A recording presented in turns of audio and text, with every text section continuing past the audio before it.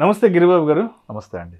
Sir Giribabu గారు, ఇప్పుడు అంటే మ్యూచువల్ ఫండ్స్ ఇన్వెస్ట్మెంట్ విషయానికి వచ్చేటప్పటికి ఎలా ఉంటుందంటే, అంటే బిగినర్గా ఎవరైతే మ్యూచువల్ ఫండ్స్ ఇన్వెస్ట్మెంట్ స్టార్ట్ చేద్దాం అనుకుంటారో, సో ప్రతి ఒక్కరికి ఉన్న డౌట్ ఏంటంటే, అంటే ఒక ఎగ్జాంపుల్గా చెప్తాను.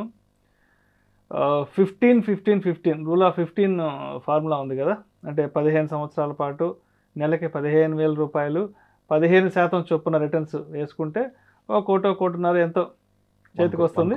1 కోటి రూపాయలు 15 సంవత్సరాల తర్వాత అనుకుంటాం. సరే, మొత్తానికి ఇంకొక 6 నెలలకో 3 నెలలకో మొత్తానికి మనం అనుకున్న ఆ 15 ఇయర్స్ టెన్యూర్ కంప్లీట్ అయిపోయి ఆ 1 కోటి రూపాయలు మన చేతికి వస్తుంది అనుకునే సమయానికి మార్కెట్ క్రాష్ అయితే ఏంటి పరిస్థితి? మన 1 కోటి రూపాయలు మనకు వస్తాయా?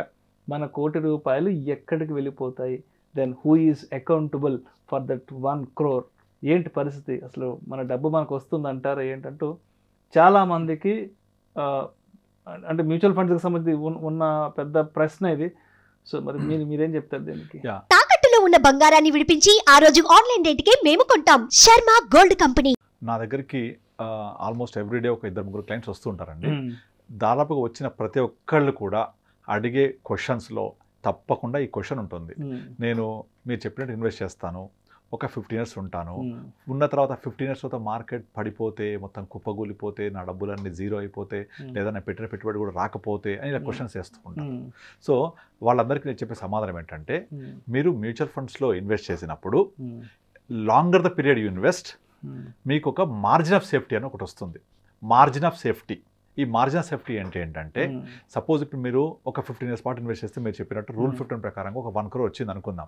ఇక్కడ మనం గుర్తుపెట్టుకోవాల్సింది ఏంటంటే, ఇప్పటిదాకా గత 2 decadesలో స్టాక్ మార్కెట్ హైయెస్ట్ ఫాల్ అయింది 2008లో 67% ఓవర్ పీరియడ్ ఆఫ్ 9 monthsలో పడింది. 2008 జనవరి నుంచి 8 అక్టోబర్ వరకు 2008 అక్టోబర్ వరకు 67% మార్కెట్ పడితే maximum average of mutual fund పడ్డాయి 40%. ఇది హైయెస్ట్.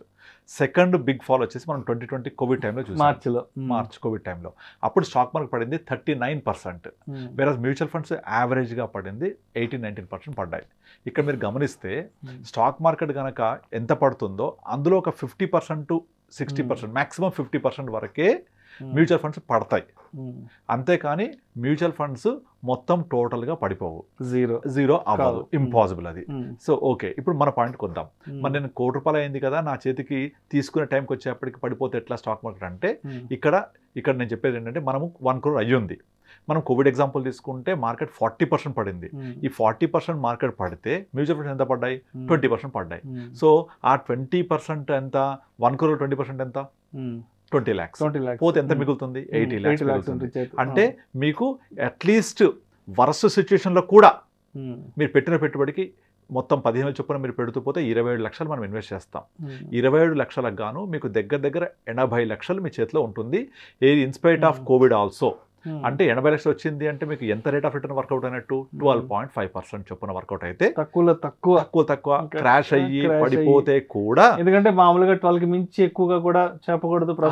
మీరు 15 ప్రకారం అయితే 1 crore, 12.5% అయితే exactly 80 lakhs after 15th year. మీకు 1 crore ఉంది, చూశారు, కానీ కోవిడ్ వచ్చింది, మళ్ళీ మీరు తీసుకునే రోజుకి వచ్చి అనుకుందాం పడిపోతే కూడా, లాస్ట్ ఇన్స్టెన్స్ ప్రకారం ఎగ్జాంపుల్ తీసుకుంటే మీకు 20% కట్ చేశాక కూడా మీకు 80 lakhs వచ్చాయి అంటే మీకు అక్కడ 12.5% వర్కౌట్ అయినట్టు. ఓకే, సో మొత్తం పోవట్లేదు. అయితే మీరు ఇదే పని మ్యూచువల్ ఫండ్లో చెయ్యను బికాస్ ఆఫ్ దిస్ రీజన్, పడిపోద్ది నేను తీసేటప్పుడు కనుక నేను ఎఫ్డీ చేసుకుంటాను, ఇంకో పాలసీ పెట్టుకుంటా అంటే ఎంత వస్తాయి అందులో?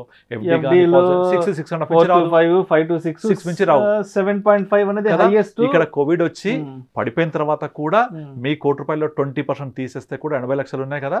అంటే మీకు వర్కౌట్ అయిన రేట్ ఆఫ్ రిటర్న్ 12.5%. ఇది ఒకటి ఫస్ట్. నెంబర్ 2, ఇంకో రెండోది ఏంటంటే, స్టాక్ మార్కెట్ పడడం అనేది ఒకే రోజు జరగదు. There is a rule called lower circuit, upper circuit. Stock market కనుక ఒక రోజు 10% పడితే ఆ రోజు సర్క్యూట్ ఫిల్టర్స్ వచ్చేస్తాయి, ఆ ఫర్దర్గా ట్రేడింగ్ జరగదు. ఒక 1 hour పాటు జరగదు ట్రేడింగ్. ఫస్ట్ 10% పడితే మళ్ళీ ఏం చేస్తుంది సెబీ? ఒక 1 hour హాల్ట్ ఇచ్చి మళ్ళీ ఓపెన్ చేస్తుంది. ఓపెన్ చేస్తే మళ్ళీ 5% పడింది అనుకోండి, ఓపెన్ చేశాక కూడా పడితే ఆ రోజుకి మార్కెట్ క్లోజ్ అయిపోతుంది. ఇది కేవలం 2 సార్లే జరిగింది హిస్టరీ ఆఫ్ స్టాక్ మార్కెట్లో. ఒకటి 2004 మే, ఇది మన యూపీఏ గవర్నమెంట్ ఫస్ట్ టైం అప్పుడు. రెండోసారి వచ్చేసి 2009 UPA government second time form అయినప్పుడు. కోవిడ్ టైంలో కూడా మీకు లోవర్ సర్క్యూట్ వచ్చేసి మళ్ళీ ఓపెన్ అయిన తర్వాత పైకి వెళ్ళిపోయింది. కనుక మ్యాక్సిమం సర్క్యూట్ ఫిల్టర్స్ వల్ల ఒక రోజులో మార్కెట్స్ 15% మించి పడవు. That is rule. అంత పడిందంటే ఆ రోజుకి షట్ డౌన్ చేసేస్తారు. అదే జరిగింది అనుకుందాం. జరిగితే కూడా మీరు మ్యూచువల్ ఫండ్స్ అమ్మేయచ్చు. స్టాక్స్ అమ్మలేరు, బట్ ఫండ్స్ అమ్మేయచ్చు. ఆ రోజు వాల్యూ ప్రకారం మీ డబ్బులు మీకు వచ్చేస్తాయి. అంటే ఎంత పోతుంది? సర్క్యూట్ అయిపోయినా కూడా, పడిపోయినా కూడా, మార్కెట్ క్లోజ్ అయినా కూడా మీ మ్యూచువల్ ఫండ్స్ అమ్మేస్తే మీకు 15% లాస్తో బయటికి వెళ్ళిపోతే మీ 1 crore 85 lakhs వచ్చిందా? సో మీకు మోర్ దెన్ 30% వర్కౌట్ అయిందా? అది. రెండోది, ఈ లోవర్ సర్క్యూట్ అప్పర్ సర్క్యూట్ హిస్టరీలో 2 సార్లు జరిగింది. దాదాపు ఏం జరుగుద్ది అంటే మార్కెట్ పడుతున్నప్పుడు కంటిన్యూస్గా పడుతూ ఉంటుంది. మార్కెట్ అంటే ఓవర్ పీరియడ్ ఆఫ్ టైం పడుద్ది అని అర్థం. పడుతున్న మనకు అర్థమవుతుంది కదా, మార్కెట్ పడుతోంది, కొంచెం పరిస్థితి బాగాలేదని. ఒక 5% 10% మార్కెట్ పడగానే మనం తీసేసుకోవచ్చు. అంటే ఫస్ట్ ఫిల్టర్ వచ్చేసి లోవర్ సర్క్యూట్ 15%, సెకండ్ ఫిల్టర్ వచ్చేసి over period of time market పడుతున్నప్పుడు మన డబ్బులు మనం తీసేసుకోవాలి. తీసేసుకుంటే అప్పుడు ఈ ప్రాబ్లం ఉండదు. మూడోది, సపోజ్ ఇప్పుడు మీ గోల్ కనుక ఒక 10 yearsకో 5 yearsకో లేదా 15 yearsకో గోల్ పెట్టుకొని మనం ఇన్వెస్ట్ చేస్తున్నాం, రైట్? మన గోల్ రీచ్ అవ్వడానికి 1 to 2 years ముందే మీ మనీ అంతా కూడా డెట్ ఫండ్స్కి మూవ్ చేసేసుకోవచ్చు. డెట్ ఫండ్స్కి మూవ్ చేసేసుకుంటే ఆ డెట్ ఫండ్స్లో ఉన్నప్పుడు మార్కెట్ పడ్డా మనది ఇంపాక్ట్ ఉండదు. కాబట్టి మన గోల్ మనం రీచ్ అయిపోయినప్పుడు మనకు అనుకున్న డబ్బులు అనుకున్న విధంగా వస్తాయి. అర్థమవుతుంది ఇది? అంటే మన గోల్ రీచ్ అవ్వడానికి ముందే 6 months 1 year ముందే మనం అంతా కూడా డెట్ ఫండ్స్ లేదా బ్యాలెన్స్ ఫండ్లో మూవ్ చేసేసుకుంటే మనం గోల్ రీచ్ అయినప్పుడు ఈ డబ్బులని విత్డ్రా చేసుకోవచ్చు. అయితే ఇదంతా కూడా ఒక గోల్ పెట్టుకొని, ఒక నీడ్ పెట్టుకొని, ఆ నీడ్ రీచ్ అవ్వడానికి, గోల్ రీచ్ అవ్వడానికి మనం ఇన్వెస్ట్మెంట్ చేస్తూ ఉండి దాన్ని ట్రాక్ చేసుకుంటూ ఉంటే మీకు మార్కెట్ పడుతుందా పడదా అనేది మనము అబ్జర్వ్ చేసుకొని, మనం చెక్ చేసుకొని దానికి ముందే ఒక 6 months 1 year దాదాపుగా చాలామందికి ఇలాగే చేస్తుంటాం మేము. గోల్ ఎప్పుడైతే ఉందో వాళ్ళకు రీచ్ అవ్వడానికి, మ్యారేజ్ అవ్వచ్చు, లేకపోతే ఎడ్యుకేషన్ అవ్వచ్చు, లేకపోతే రిటైర్మెంట్ కార్పస్ అవ్వచ్చు, ఇవన్నీ రీచ్ అవ్వడానికి ఒక 6 months 1 year ముందు we will move into balance funds or debt funds or liquid funds పెట్టుకొని మనం వెయిట్ చేస్తాం. అక్కడ నుంచి మన గోల్ రీచ్ అవ్వడినప్పుడు మనకు అవసరమైన కార్పస్ తీసుకుంటూ వెళ్ళిపోతాం. అట్లా మనం 2 years ముందో 6 months ముందో 1 year ముందో మనము పోర్ట్ఫోలియో మార్చుకోవచ్చు. ఒకవేళ మనం పడ్డా కూడా మ్యాక్సిమం వచ్చే లాస్ వచ్చేసి మ్యాక్స్ టు మ్యాక్స్ 15 to 20% కాబట్టి మీకు ఎడిదిరిగి 12% తక్కువ రాదు. అండ్ ఇంకొకటి, సపోజ్ ఇప్పుడు మీరు నేను ఇంకా గోల్ నాకు 2-3 years ఉంది, ముందే పడిపోయింది అనుకుంటే నో ప్రాబ్లం, వెయిట్ చేయండి, మళ్ళీ రికవర్ అయిపోతుంది కదా. సో మీ కోవిడ్ టైంలో ఎంత పడిందో వీషప్ రికవరీ చూసాం కదా.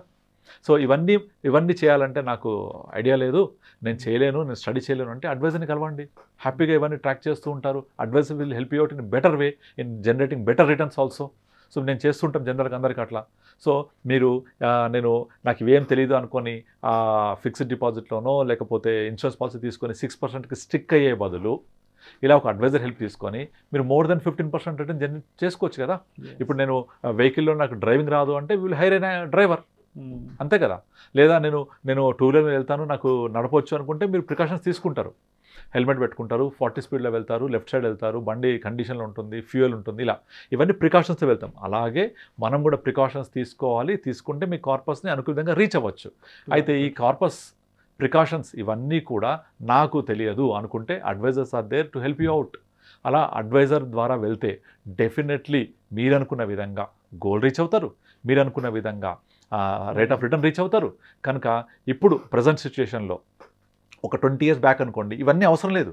మీకు ఫిక్స్డ్ డిపాజిట్ కోఆపరేటివ్ బ్యాంకులు 15% అబోవ్ ఇచ్చేవి, ఎన్బిఎఫ్సిలు 18% పైన ఇచ్చేవి, శ్రీరాము లేకపోతే ఇంకా బజాజు లేకపోతే ఇంకా కొన్ని ఎన్బిఎఫ్సిలు, తర్వాత ప్రైవేట్ కోఆపరేటివ్ బ్యాంక్స్ వచ్చేసి 15% ఇచ్చేవి. పిఎస్సి బ్యాంకులు కూడా డబుల్ డిజిట్ ఇచ్చిన రిటర్న్స్ ఉన్నాయి 10 ఏళ్ల క్రితం. కనుక హ్యాపీగా ఇన్వెస్ట్ చేసుకునే వాళ్ళు ఎఫ్డీలలో. ఇప్పుడు ఎకానమీ గ్రో అవుతున్నప్పుడు ఇంట్రెస్ట్ రేట్స్ తగ్గిపోతాయి కదా. తగ్గినప్పుడు నాకు desired rate of income which is 12-15%, అంటే ఇన్ఫ్లేషన్ బీటెడ్ రిటర్న్ రావాలి, ఇన్ఫ్లేషన్ బీట్ చేయాలి, అంతకంటే కొంచెం ఎక్కువ రావాలి, అంటే 12-15% కైండ్ ఆఫ్ రిటర్న్. ఇది రావాలి అంటే ఒక్క మ్యూచువల్ ఫండ్స్లోనే సాధ్యం. అది మరి ఆ మ్యూచువల్ ఫండ్స్ సాధ్యమైనప్పుడు ఇటువంటి ప్రాబ్లమ్స్, మార్కెట్ పడిపోతుంది, నేను తీసేటప్పుడు పడిపోతుంది, నా చేతికి వస్తాయా అనుకున్నప్పుడు అడ్వైస్ ద్వారా వెళ్ళడం వల్ల ఎట్టి పరిస్థితుల్లో మీరు అనుకునే విధంగా రిటర్న్స్ వచ్చేస్తాయి మీకు. ఇటువంటి స్టెప్స్ తీసుకోవడం వల్ల కూడా జరుగుతాయి. నేను చేయలేకపోతే అడ్వైజర్ వెళ్ళండి. సో మా దగ్గరికి రావచ్చు, మేము హెల్ప్ చేస్తూ ఉంటాం. సో అట్లా మనం హ్యాపీగా మనకు కావాల్సిన రిటర్న్స్ మనం అచీవ్ చేయొచ్చు సక్సెస్ఫుల్గా. రైట్. సో మొత్తానికి మనం అనుకున్న ఫినాన్షియల్ గోల్ ఏదైతే ఉందో, లాంగ్ టర్మ్ గోల్, ఒకవేళ మార్కెట్ పడ్డా కూడా ఒక 20% లాస్ అయినా 80% మనకి అమౌంట్ వస్తుంది.